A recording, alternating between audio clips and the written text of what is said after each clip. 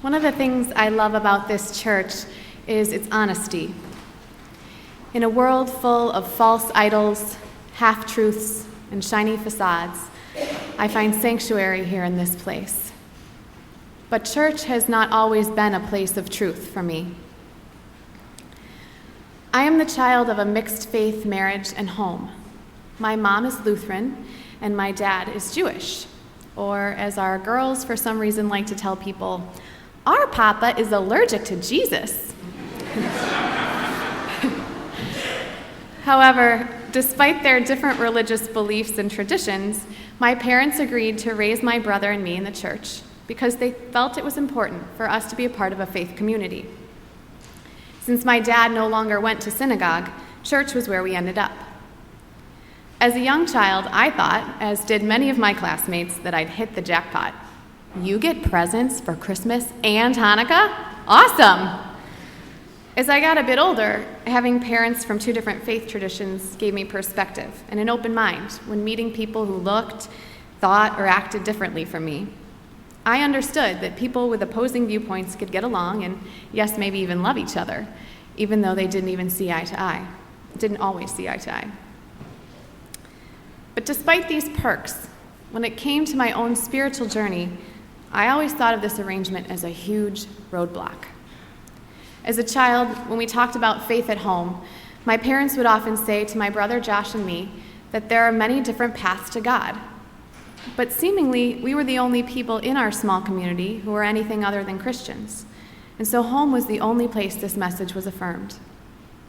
I went to church Sunday after Sunday, hearing that Jesus is the only way to salvation. And so in time, I began to believe that somebody, be it my parents or my pastor, was lying to me.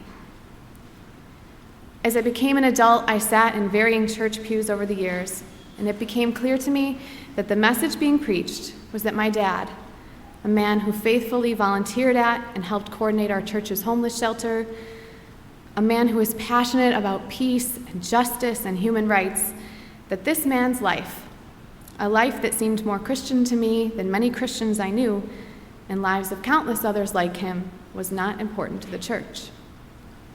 In church, I was taught that what was at stake was our soul's eternal destination. And according to these rules, my dad was doomed to the pits of hell unless he professed Jesus as his Lord and Savior. My entire church experience centered around this belief that Christians belonged to the in club and everybody else was out. Consequently, as time went on, I felt less and less comfortable calling myself a Christian. It felt so exclusive, so at odds with all I had been taught. How could I possibly identify with that? When I walked through the doors of this church for the first time a year and a half ago, it was clear that something here was different. I felt it in Paul's driving organ prelude. It stirred within me when the lights dimmed and Jeff's piano lifted me away during the prayers.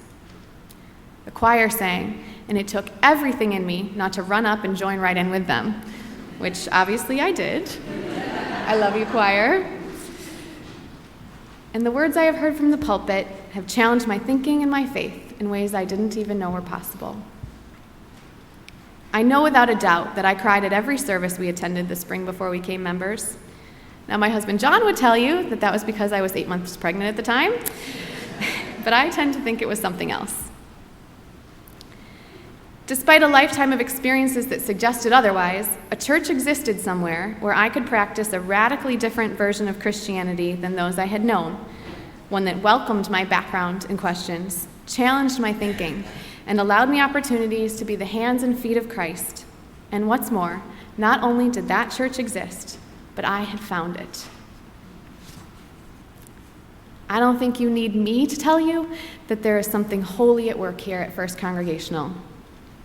In this place, I am learning that to be a Christian is to unlearn the exclusive Jesus I was introduced to in my childhood, and instead meet a man and God whose love and acceptance and grace knows no race, gender, orientation, identity, or creed. In this place, I am learning that to be a Christian means I belong to a tradition and a community of faith in which I can do so very much more than I could if I tried to follow Jesus on my own. Here I belong to something greater than myself, and I can tread this particular path to God with other travelers who are not afraid to get their hands and feet dirty in the name of truth and justice, even if we are not always in lockstep. I think that's what my parents were trying to teach me all along. God is bigger than any one religion, but God experienced in community is far more powerful than God all by myself. I can be proud to call myself a Christian now because I know it doesn't mean I have a monopoly on the truth. Instead, it means that I am just an ordinary, imperfect person like everyone else who is trying her best to follow the ways and teachings of Christ by throwing myself in with a bunch of other lovely, imperfect people trying to do the same blessed thing. As my path to God has led me here, I have found truth, and the truth has set me free. Amen.